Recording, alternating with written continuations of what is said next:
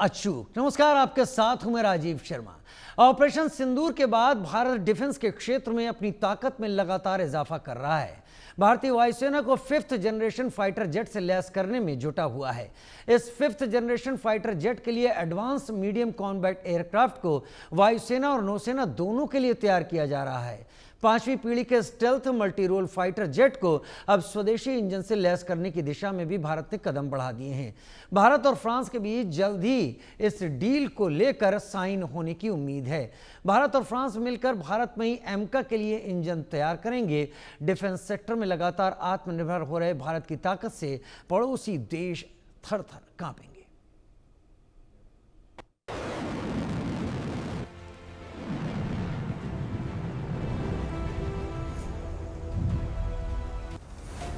भारत की तीनों सेना की ताकत और अदम्य साहस का नमूना ऑपरेशन सिंदूर में पूरी दुनिया ने देखा। भारतीय वायुसेना ने पाकिस्तान और पीओके में घुसकर आतंकियों के ठिकानों को नेस्तनाबूद कर दिया। पाकिस्तान के 11 एयरबेस पर भारी तबाही मचाई। भारतीय वायुसेना को और ताकतवर बनाने और फाइटर प्रोग्राम को रफ्तार देने के लिए लगातार प्रयास जारी है। भारत अब स्वदेशी फाइटर जेट बनाने के साथ ही इनके लिए इंजन बनाने में भी कदम आगे बढ़ा रहा है। भारत 5वीं पीढ़ी का स्वदेशी फाइटर जेट बनाने जा रहा है। जेट के लिए स्वदेशी इंजन बनाने की ओर कदम बढ़ाया गया है। फ्रांस की कंपनी साफरान के साथ मिलकर ये इंजन बनाया जाएगा। को डेवलपमेंट के तहत भारत में फाइटर जेट के इंजन बनेंगे। फाइटर जेट के इंजन बनाने के लिए फ्रांस से डील का रक्षा मंत्रालय ने ड्राफ्ट भी तैयार कर लिया है। भारत में ही इंजन मेकिंग का काम शुरू करने का इशारा रक्षा मंत्री राजनाथ सिंह पहले ही कर चुके हैं। भारत फ्रांस मिलकर AMCA के लिए इंजन बनाएंगे। एडवांस मीडियम कॉम्बैट एयरक्राफ्ट यानी AMCA मार्क 2 में स्वदेशी इंजन लगेगा, तो वहीं AMCA मार्क 1 पर पहले ही काम शुरू हो चुका है।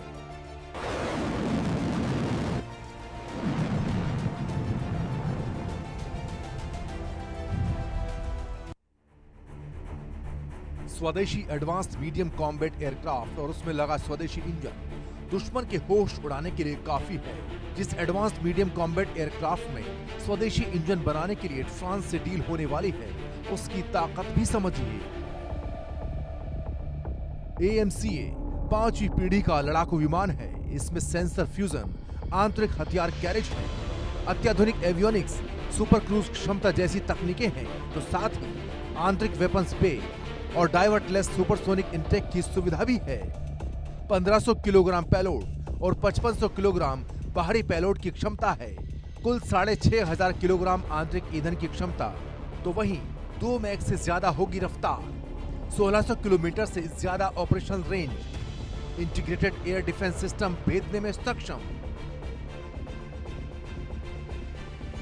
5वीं पीढ़ी के AMCA विमान लाइट कॉम्बैट एयरक्राफ्ट यानी LCA से अलग है। इनमें इलेक्ट्रोमैग्नेटिक सिग्नेचर कम है, जिससे दुश्मन के रडार के लिए इसे पहचानना मुश्किल हो जाता है।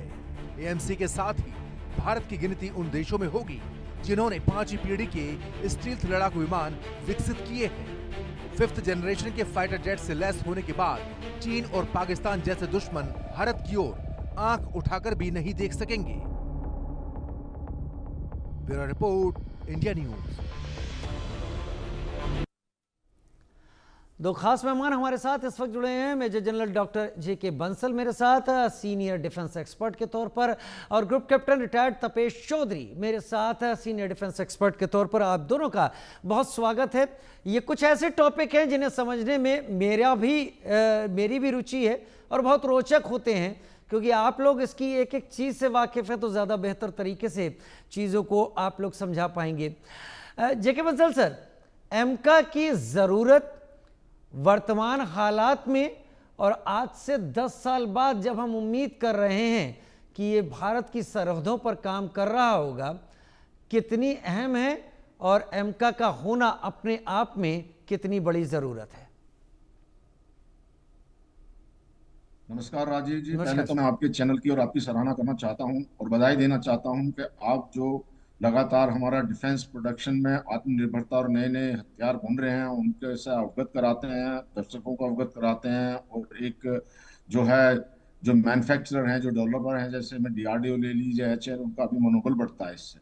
जो आपने ये सवाल पूछा, ये बहुत ही अच्छा सवाल है। देखिए, जो अभी तक हमको डिपेंडेंट रहना पड़ता है दूसरे कंट्री के ऊपर में, अब सब कुछ हमारा हो जाएगा। और ये जो डील हुई है, इस डील में खासकर टेक्नोलॉजी ट्रांसफर की बात हुई है, और टेक्नोलॉजी ट्रांसफर फुल 100% होगी।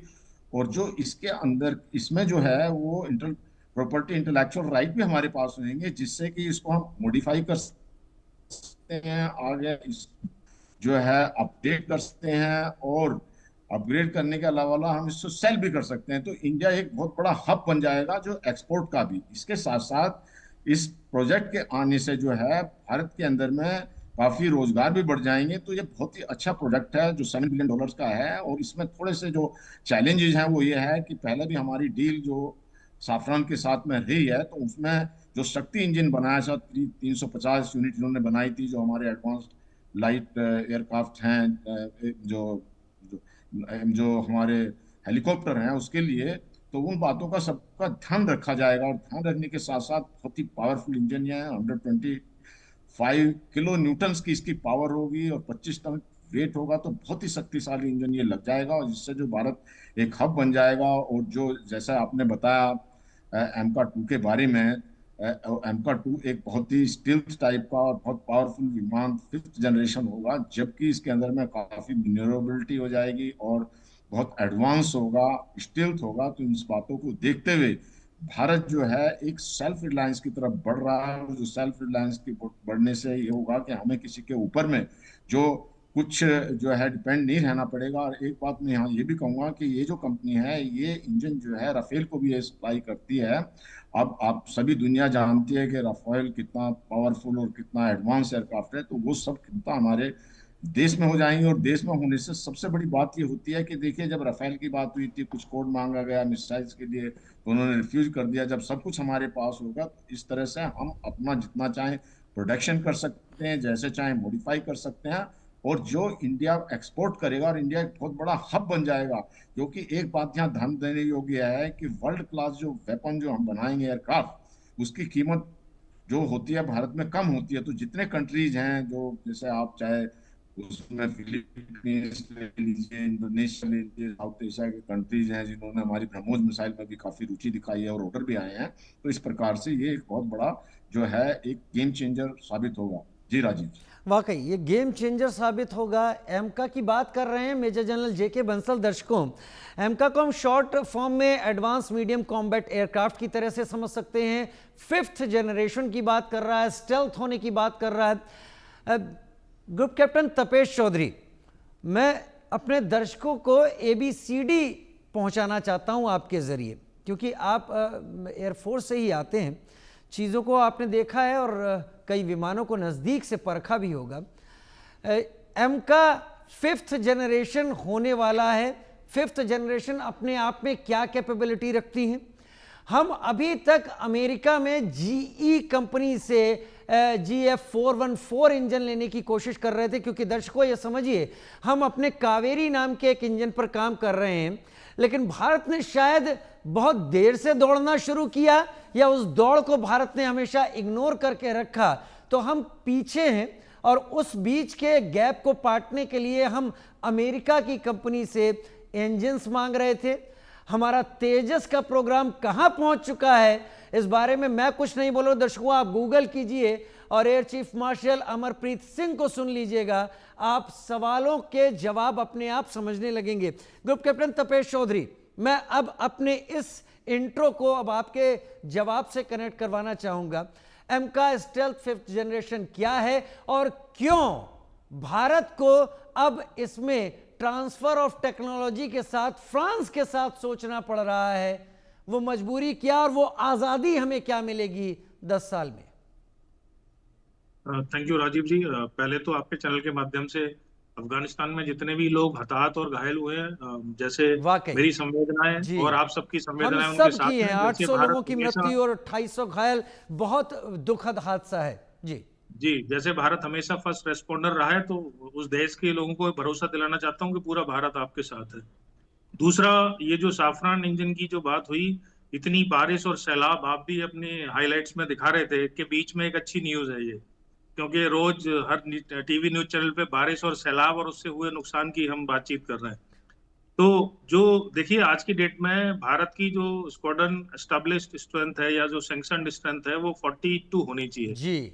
और स्ट्रेंथ आज की एज ऑन डेट 31 है। और अभी एक मिनट यहीं पर सितंबर में रोकूंगा। दर्शकों इस चीज को सुनिएगा, नोट अगर कर रहे हो आप नोट भी कर सकते हैं। हम 42 स्क्वाड्रन की जरूरत चाहने वाले हैं, हमारे पास 31 हैं अभी स्क्वाड्रन। और फिर जब हम ये कहते हैं कि हम दुश्मनों से मुकाबला कर लेते हैं तो याद रखिए मैन बिहाइंड द मशीन को सैल्यूट करना जरूरी है। भारत जिस तरीके से सुरक्षित रखता है खुद को, उसके पीछे इन एयरफोर्स के वॉरियर्स और आर्मी के लोग हैं जो चीजें ना होने पर भी ऐसा जज्बा दिखाते हैं कि हम सेफ हैं। Group captain Tapesh Chaudhary please. एक और बात बोलूंगा कि जब ये स्क्वाड्रन स्ट्रेंथ जब सैंक्शन हुई थी एक्चुअली बहुत पहले आजादी के बाद, तब हमारा थ्रेट पाकिस्तान मेन था, चाइना उतना थ्रेट नहीं था। लेकिन अब आप हम सब जानते हैं कि अब हमें 2-3 फ्रंट्स वॉर भी लड़ने पड़ते हैं, लेकिन हम उस समय की भी स्ट्रेंथ मेंटेन नहीं कर पा रहे। 42 31 है और अभी आपने सुना ही होगा कि MiG-21 फेज आउट हो रहे हैं सितंबर में, तो ये स्क्वाड्रन स्ट्रेंथ और कम हो जाएगी। तो हमें फाइटर एयरक्राफ्ट की तो जरूरत है। सारी जनता को ये ऑपरेशन सिंदूर के बाद या जितने भी वर्ल्ड में ऑपरेशंस हो रहे हैं एज ऑन डेट, ये पता लग गया होगा कि एयरफोर्स फर्स्ट रेस्पॉन्डर है और एयरफोर्स ही आपको वॉर हरा सकती है, जिता सकती है। आज की डेट में तो एयरफोर्स का स्ट्रांग होना बहुत जरूरी है। इसलिए अब प्रॉब्लम क्या है कि अभी तक हमें अपने आप पे भरोसा नहीं था, तो हम सोचते थे कि हम पैसा तो है, बाजार से चीजें खरीद लेते हैं, लेकिन ऑफ लेट जिस तरह का जियोपॉलिटिकल सिनेरियो बन रहा है, ये इतना आसान नहीं रहा जब तक आप अपने आप में सक्षम नहीं रहेंगे।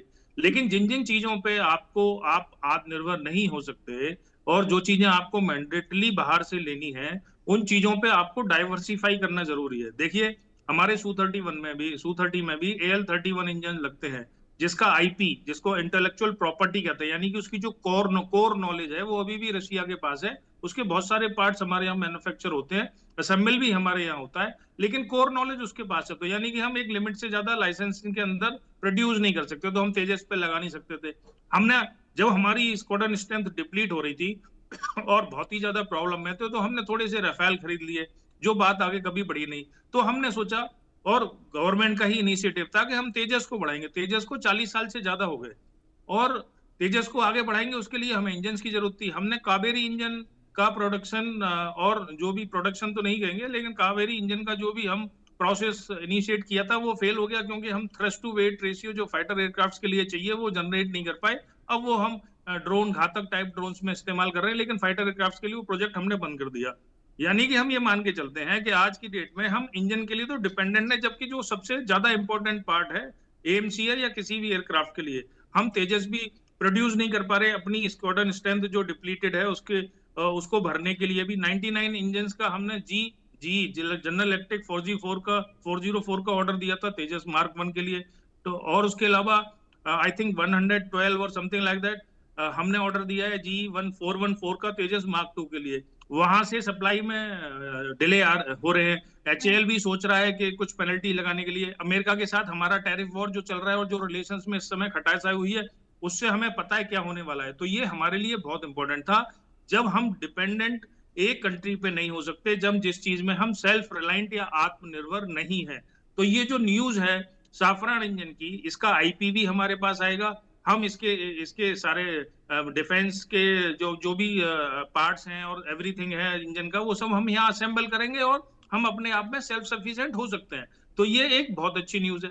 जहां तक AMCA की बात है, 5th जनरेशन जो आपने सवाल किया, जो दर्शकों के लिए बता दूं, दर्शक बहुत कंफ्यूज रहते हैं इस बारे में कि जनरेशन का मतलब होता क्या है।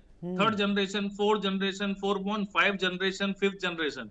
तो देखिए जनरेशन का मतलब होता है एयरक्राफ्ट की capability in terms of processing, computing and the weapons mainly. लेकिन जब हम 5th जनरेशन की, जैसे Su-30 4.5 जनरेशन एयरक्राफ्ट है, राफेल बहुत कैपेबल एयरक्राफ्ट है, लेकिन 4.5 जनरेशन है। 4.5 से जो 5th जनरेशन में जो डिफरेंस आया मेनली वो स्टेल्थ का है। यानी कि all 5th generation aircraft stealth aircraft होंगे, यानी कि उनके इलेक्ट्रोमैग्नेटिक सिग्नेचर्स या रडार क्रॉस सेक्शन जिसे हम कहते हैं, जिससे रडार उसको पिकअप करता है, वो इतने कम होंगे कि वो कंटिन्यूअसली पिकअप नहीं हो पाएंगे सारे रडार पे। देखिए स्टेल्थ का मतलब ये नहीं है कि कोई भी अदृश्य हो जाएगा, मैंने मिस्टर इंडिया की तरह अनिल कपूर ने घड़ी हम्म, का बटन दबाया वो ये दिखना बंद हो बताइए, गया, ये ऐसा नहीं जरूर होगा। बताइएगा, ये ग्रुप कैप्टन तपेश चौधरी, इसको जरूर आप एलेबरेट कर दीजिए जल्दी, क्योंकि हम दर्शकों को ऐसा लगता है कि स्टेल्थ है तो दिखेगा ही नहीं।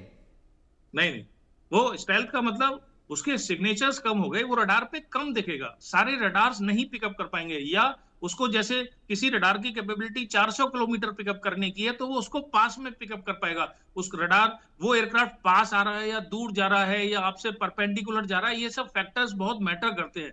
तो वो अदृश्य तो नहीं हो जाएगा, लेकिन सिग्नेचर्स इतने कम हो जाएंगे कि वो जो प्लेटफॉर्म, जो रडार पे जो ऑपरेटर बैठा हुआ है उसके दिमाग में डाउट जरूर क्रिएट करेगा कि 2 सेकंड के लिए पिकअप हुआ फिर गायब हो गया, फिर 4 सेकंड पिकअप हुआ गायब हो गया। यानी कि वो एक तरह से अपनी जो दिखाने की क्षमता है एयर में रडार्स को, वो उसको कम कर रहा है, पर अदृश्य नहीं होगा। और ऐसी टेक्नोलॉजीज भी अवेलेबल हैं जो स्टेल्थ एयरक्राफ्ट को भी पिकअप कर सकती है, क्योंकि मैं इतना टेक्निकल नहीं हूंगा, फ्रीक्वेंसी और वेवलेंथ पे नहीं, डिपेंड करता है वो हाँ, सब रडार की। ठीक। लेकिन लेकिन पॉसिबिलिटी है, जैसे जैसे ये 5th जनरेशन, अब युगोस्लाव आ गया वॉर में, अमेरिका के स्टेल्थ एयरक्राफ्ट को मार गिराया गया था, P-18 रडार ने पिकअप किया था रशियन एयरक्राफ्ट ने। तो ऐसा नहीं है कि पॉसिबल नहीं है। तो जैसे जैसे ये टेक्नोलॉजीज बढ़ेंगी वैसे वैसे पॉसिबल वर्ल्ड है, आगे लेकिन बढ़ेगा। बेहतर होने की जरूरत है। हम दूसरे पर कितना निर्भर रहते हैं ये भी तय करता है कि हमें वक्त पर खाना मिलेगा या नहीं मिलेगा। ये ठीक है कि दूसरा हमको चीजें सप्लाई कर सकता है और हम उससे कुछ अच्छी डिश बना सकते हैं, लेकिन उस डिश के अगर आदी हो जाएं और उस डिश बनाने के इंग्रेडिएंट्स हमने खुद तैयार नहीं किए तो फंसना पड़ेगा ही पड़ेगा। मेजर जनरल जेके बंसल, हमारे दर्शक इस बात को जरा समझ लें जो ग्रुप कैप्टन तपेश चौधरी कह रहे थे, जो लोग फिजिक्स पढ़ रहे हैं 10th या 12th में भी पढ़ रहे हैं, वो समझे कि इस 12th में जो वेवलेंथ है उसे अगर रिवर्ट कर रहा है और उसे रडार कैप्चर वापस करता है तो बहुत ज्यादा विजिबिलिटी होती है, लेकिन स्टेल्थ क्या करता है, इधर एब्जॉर्व करता है या उसको डिफ्लेक्ट कर देता है। ग्रुप कैप्टन तपेश चौधरी सही कह रहे हैं कि सिग्नेचर तो आएंगे, लेकिन जेके बंसल साहब, फ्रांस के साथ अगर हम 10 साल के करार पर जा रहे हैं, इस नए 120 किलो न्यूटन के इस इंजन के साथ एक जबरदस्त पावर होगी जो फाइटर प्लेन होगा उसमें, लेकिन 10 साल का समय हमारे पास है। हम 1 साल में बदलते अमेरिका को नहीं समझ पाए आज की डिप्लोमेसी में। हम कैसे गारंटेड हो सकते हैं कि even after signing the deal France अगले कुछ सालों में अमेरिका के साथ अगर पार्टनरशिप में आगे बढ़ता है तो वह हमारा सिक्योर्ड और सेफ पार्टनर रहेगा? देखिए, सबका अपना इंटरेस्ट होता है और फ्रांस का अपना इंटरेस्ट है। आपको एक ध्यान होगा कि एक शायद पनडुब्बी फ्रांस ने बनाई थी और वो ऑस्ट्रेलिया को बेचना चाहता था, लेकिन बीच में जो है अमेरिका के कहने पर या कुछ भी वो जो है उसकी जो है ऑस्ट्रेलिया की ने जो है वो यूके से शायद खरीदी थी। तो इस प्रकार से अब जो फ्रांस का है, जिसमें जो आप बात कह रहे हैं बिल्कुल सही कह रहे हैं, लेकिन इसमें बात देखनी पड़ेगी हमारा जो शक्ति इंजन है जिसको मैंने बताया, जो हमारे एडवांस जो है एडवांस और लाइट जो जो हेलीकॉप्टर हैं तो उसका चल रहा है। हालांकि उसमें सिर्फ प्रॉब्लम एक आई है कि उन्होंने जो आनाकानी की है वो टेक्नोलॉजी ट्रांसफर में की है। जब इस बार अब डील बना रहे हैं तो डील में ये क्लियर किया जा रहा है कि वो टेक्नोलॉजी ट्रांसफर करेंगे। हालांकि इसमें भी थोड़ा सा एक टेंशन, चिंता यह रहती है कि जो क्रिटिकल पार्ट होता है किसी भी वेपन्स का उसकी टेक्नोलॉजी ना दें। लेकिन देखिए, अगर विश्वास के ऊपर दुनिया कायम है, फ्रांस को भी ये पता ये है कि फ्रांस का जो एक अच्छा मार्केट है और उसको अपनी रिलायबिलिटी बनाकर रखनी है, और जब फ्रांस का अपना इंटरेस्ट होगा तो वो किसी के इशारे पे नहीं चलेगा। और वैसे भी कन्फ्लिक्ट ऑफ इंटरेस्ट तो हो ही जाता है। कन्फ्लिक्ट ऑफ इंटरेस्ट लिए हो जाता है कि अमेरिका को तो ये लगेगा भी हाँ उनका जो जी इंजन है वो उसकी जो वैल्यू और उसकी डिमांड कम होगी। इसी प्रकार से आप देखते हैं कि जो है अमेरिका अपने पत्ते हर जगह खेलता रहता है। कई बार ये दिखाता है कि जो हमारे से वो ऑयल खरीदें जो यूरोप वाले हैं और दूसरी जगह से ना खरीदें, लेकिन सब अपना इंटरेस्ट देखते हैं। तो मुझे पूरा उम्मीद है कि ये, और इस समय जो हमारी लीडरशिप है और जो हमारी डिप्लोमेसी है वो बहुत अच्छी है, स्ट्रॉन्ग है। और एक बात मैं ये भी कहना चाहूंगा कि जैसे हमने कावेरी इंजन वगैरह बनाए तो पहले मैं भी डीआरडीओ में रहा हूँ, इतना अच्छा थ्रस्ट नहीं था। अभी पिछले 10-12 साल में जो है एक बहुत ही माहौल बना दिया गया और जो फास्ट ट्रैक पर लाया गया है, जिससे कि एक रिजल्ट ओरिएंटेड प्रोग्राम या रिजल्ट ओरिएंटेड रिसर्च है। और जो ये GTRE में ये इंजन बनेगा, जो गैस टरबाइन रिसर्च एस्टेब्लिशमेंट, जो DRDO का ही पोर्शन है, तो वहाँ पर ये इंजन बनाया जाएगा।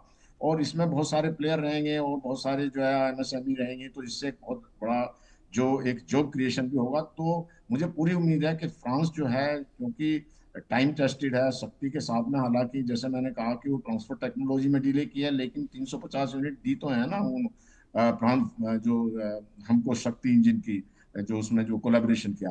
और जब टर्म्स एंड कंडीशन बनाए जाते हैं, तो जब टर्म्स कंडीशन को किसी भी एक इंटरनेशनल मार्केट में इंटरनेशनल कंपनी को फॉलो करना पड़ता है, नहीं तो उनकी रेपुटेशन खराब हो जाती है, खत्म हो जाती है, विश्वास खत्म हो जाता है। और आगे से कोई भी उनके ऊपर विश्वास ना करके, जहां पर एक बिजनेस है, जब बिजनेस के अंदर में जब आप एक ट्रेड कर रहे हो, तो ट्रेड में विश्वास बहुत जरूरी है रखना। ये सब भली भांति से जानते हैं, फ्रांस भी जानता है और वहाँ की कंपनी सैफरान भी जानती है, एक बहुत बड़ी कंपनी है। जैसा मैंने कहा, उन्होंने रफाल को भी इंजन दिया हुआ है। तो इस प्रकार से मुझे पूरी उम्मीद है कि जो टर्म्स एंड कंडीशन अभी होंगे, और फिर उसके अलावा जैसे $7 बिलियन का ये वाकई आपने प्रोजेक्ट है, टर्म्स तो एंड पहले कंडीशन की बात की। ग्रुप कैप्टन तपेश चौधरी, ये जो खास बात इस एमका को लेकर और फ्रांस की कंपनी से इस इंजन बनाने को लेकर है, इसमें जो क्लॉज की बात सामने आ रही है वो ये कहा जा रहा है कि कॉन्ट्रैक्ट साइन होते ही 10 साल की बात नहीं है, 8 साल के अंदर आपको डेवलपमेंट, प्रोटोटाइपिंग, फ्लाइट टेस्ट और सर्टिफिकेशन को पूरा करना होगा। यानी हमने कोट अनकोट में अपनी बात को रख दिया है। अब ये क्या माना जा सकता है कि इसमें डिले के कोई चांसेस नहीं रहेंगे, हम जो सोच रहे हैं वही होगा? देखिए, जहां तक हम जो बात कर रहे हैं फ्रांस के ट्रस्टेड पार्टनर की, फ्रांस आज से हमारा पार्टनर नहीं है। THD 1955 एक रडार होता था जो एयर डिफेंस का, इंडियन एयरफोर्स का बहुत सालों तक मेन स्टे रहा। वो हमने 60s और 70s में खरीदा था, THD 1955 रडार। तो और हमारे पास जितने ऑप्शंस थे डाइवर्सिफिकेशन के, मेनली हमारे जो इंपोर्ट्स थे वो फ्रांस, इजराइल तो बाद में आया, लेकिन अमेरिका और रशिया से ही थे। तो फ्रांस से हमने बहुत सारे डिफेंस इक्विपमेंट पहले खरीदे हुए हैं। तो और मिराजेस जो में हमारा जो सुपर पावर था एक्चुअली बहुत सालों तक एयरफोर्स का, 80s और 90s में मिराजेस एयरक्राफ्ट, उनकी सर्विसेबिलिटी इक्विपमेंट की बहुत हाई थी, इसलिए हमने राफेल को चुना था। इतने सारे F-18, F-15, F-16 और यूरो फाइटर सबको छोड़ने के बाद में, क्योंकि उनकी जो सर्विसेबिलिटी है वो बहुत हाई होती है और उनके कमिटमेंट जो है वो पूरे होते हैं टाइम पे। तो एक तो ट्रस्टेड आदमी बनता है प्रीवियस एक्सपीरियंसेस के हिसाब से, तो उसमें मुझे कोई डाउट नहीं है कि ऐसा होगा। दूसरी बात, सबको पता है कि इंडिया इज ग्रोइंग, उसके पास बहुत सारे ऑप्शंस हैं। देखिए, आज की डेट में फाइटर एयरक्राफ्ट के लिए अच्छे इंजन बनाने वाले 3-4 ही देश हैं। जो रसिया है, रॉल्स रॉयस है ब्रिटेन, ठीक है, सैफरान यहाँ पे है अपना, जिससे हम कर रहे हैं फ्रांस में, और जनरल इलेक्ट्रिक है अमेरिका में। तो जनरल इलेक्ट्रिक से हमने डील करी, हमें बहुत मजा नहीं आ रहा। अगर आप मेरा फ्रैंक ओपिनियन पूछते हैं तो मैं तो बोलता कि जनरल इलेक्ट्रिक से जितनी फर्स्ट डील है उतनी कर लो, बाकी फ्रांस के साथ कर लो, कैंसिल कर लो उस डील को। हमारा प्रोजेक्ट और 2-3 साल डिले होता है, कोई बात नहीं। जो मेरी इंटरनल इंफॉर्मेशन है उसके हिसाब से साफरान ने ये बोला है कि भाई 2029 एंड तक हम प्रोटोटाइप के लिए, AMCA के लिए आपको इंजन प्रोवाइड कर सकते हैं 3 से 4 जी। तो बेसिकली सबसे बड़ा रिक्वायरमेंट प्रोटोटाइप के लिए ही इंजन का होता है, उसके बाद तो डेवलपमेंट चलता रहता है। तो अगर वो अपनी बातों पे खरे उतरते हैं तो हमारा ये टाइमलाइन 10 से 12 साल का मीट हो जाएगा, जो जनरली किसी भी वाकई मेरे इंजन को दर्शक समझ जरूरी गए है। होंगे 5th जनरेशन पे भारत जो जा रहा है, हम जो लड़ाई लड़ना चाहते हैं, हमें आगे ये सोचने और कहने का मौका ना मिले कि हमारे पास वो रेसलिंग रिंग नहीं थी जिसमें दूसरा लड़ रहा है और हमारे पास वो तैयारी नहीं थी। क्योंकि जब ऑपरेशन सिंदूर होता है तो हम अपनी छोटी उन गनों से भी ड्रोन्स को निशाना बनाने का काम कर दिखाते हैं जिनके बारे में आप लोग बात नहीं करते। तो आपको एक्सक्यूजेस नहीं देने होते, परफॉर्म करना होता है। हम तैयारी कर रहे हैं देश को आत्मनिर्भर बनाने के लिए। Major general JK Bansal sir, group captain Tapesh Chaudhary sir, आप दोनों ने समय निकाला